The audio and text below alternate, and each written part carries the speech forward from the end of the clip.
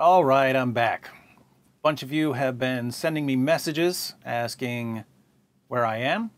Some of you said you're worried that something happened to me. For future reference, if you don't see me for a while, it's because I'm working on something important enough for me to stop doing everything else. If you watch my videos and debates, you've seen me say that we can trace all of Muhammad's teachings and practices to the groups that were around him in the 7th century.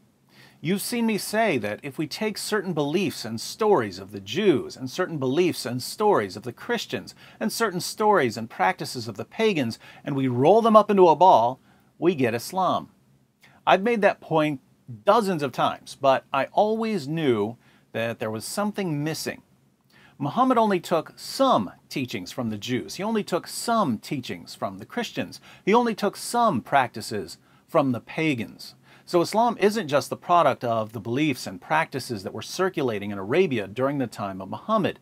It's also the product of some sort of selection process, which leads to the question, why did Muhammad choose the beliefs and stories and practices that ended up as part of Islam? And up until about 2 months ago, I always thought that he simply tried to fit as much together as he could, and he left out whatever wouldn't fit. Then one day, I was hanging out with Anthony Rogers, and he was talking about Paul Vitz's book, Faith of the Fatherless, which is about the impact fathers have on the religious beliefs of their children. You wouldn't even think about Muhammad when you're reading this book, because it focuses on theism and atheism. But Tony pointed to a passage at the end of the book and said, read that and think about Muhammad. And suddenly I understood why Muhammad chose the beliefs and practices that are now part of Islam. But I wanted to make sure I was right, so I've spent the past several weeks studying the psychology of religion. Psychology of religion usually doesn't deal with whether religious beliefs are true or false. It deals with psychological factors that can play a role in what we believe. For instance, if your father's a pastor who beat you every night when you were a kid, that experience might not just affect your view of your father. It might also affect your view of the church, authority figures, God, and so on. And here's what's interesting. When you look at Muhammad's childhood and you do some research on the psychology of religion and you ask, what sort of religious beliefs and practices would someone with Muhammad's childhood experiences find appealing? The answer is precisely the sorts of beliefs and practices which, when collected together, are now called Islam. In other words, I once explained Islam in terms of what it's made of and where those beliefs and practices came from. But there was something missing, namely, why those beliefs and practices, rather than others, became part of Islam. And now we have that missing piece of information because we know from psychology why someone like Muhammad would favor the beliefs and practices that he favored. So we now have a complete explanation for the origin of Islam. And when you put it all together, it's so clear that I think I might actually understand Muhammad and Islamic theology better than anyone else in history. That's a pretty extreme claim to make, so let me clarify. I'm not saying I know more facts about Muhammad or the Quran or Islamic theology than other people. There are many people who know far more facts than I do. But studying facts and information is very different from entering Muhammad's head and digging down deep into his subconscious and documenting the psychological origins of Islam. That's what I've done.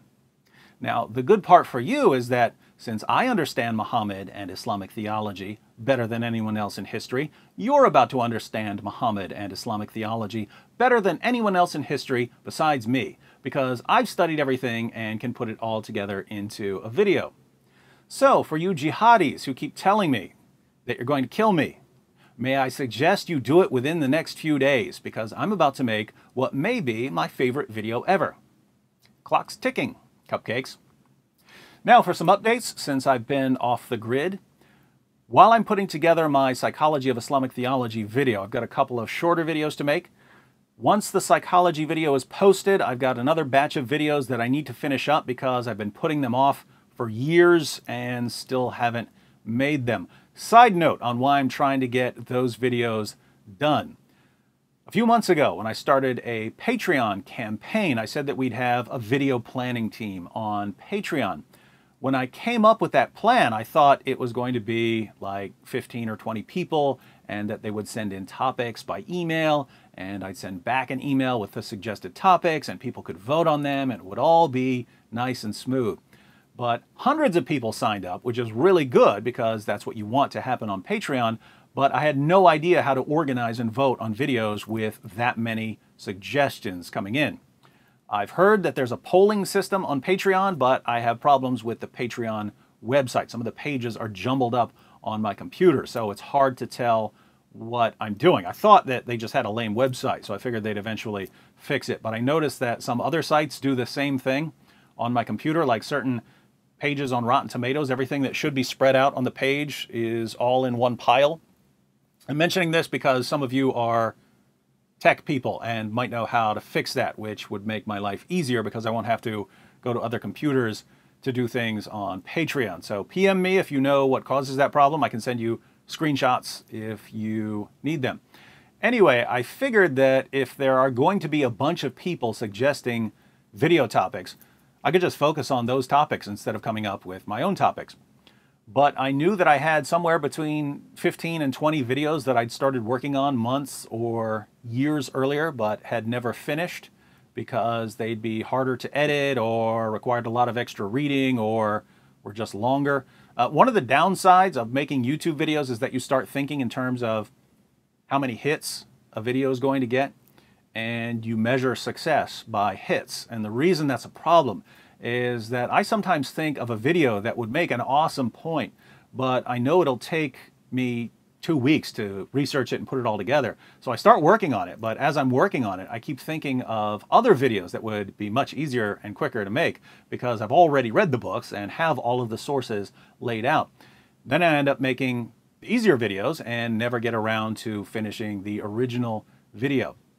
And some of my most popular videos were really easy to make. I posted a video called 3 Quran Verses Every Christian Should Know. I basically jotted down the verses while I was heading home on the subway. I sat down and recorded the video. When I got home, million views. Other times, I'll read 3 or 4 books to make a video, spend a week preparing notes, and another day or 2 recording and editing, 30,000 views. So the inclination is to focus on the easier videos because if they do well, great. If they don't do well, doesn't matter because they didn't take up a lot of time. But this channel was founded on awesome content, so sometimes you just have to lock yourself in a room and say, I'm not coming out until I get this video done. I made a batch of these a couple of months ago, the Deuteronomy, deductions, Scooby-Doo in the case of the silly skeptic, things like that. And you're about to get another batch of these. So the plan is to finish up some more videos that have been building up for a while. And yes, the Paul versus Muhammad video is on that list. We also want to post a couple of videos on slavery this month. Last February, I posted a video titled Muhammad, the White Prophet with Black Slaves. And I got a lot of messages from Muslims telling me that Muhammad abolished slavery, which means that I have to take these Muslims on a quick trip to Planet Reality. But if we're going to talk about slavery in Islam, it only makes sense that we talk about slavery in the Christian West. So we will. We're going to wrap up all of these projects this month. Then we're going to spend all of March doing videos by request. If you're on that list through Patreon, I just sent a message with an email address. Send your topics to that address. Again, I have problems with the Patreon site, so if you don't get the message, let me know. Since this is new, I'm asking those of you who have video topics to start off with one topic this month until we see how many people are submitting requests and how we're going to organize them and vote on them and so on. Once we've got a system in place, the video planning will probably turn out to be a pretty straightforward process. But one way or another, we're going to get a list of videos that will be our video topics for next month. If it works out and you guys are coming up with good topics, we might just stick with doing videos by request for several months. By then, some additional projects for which I'm slowly stockpiling equipment will be coming into play. More on that later. For now, get ready for a crash course in the psychology of religion.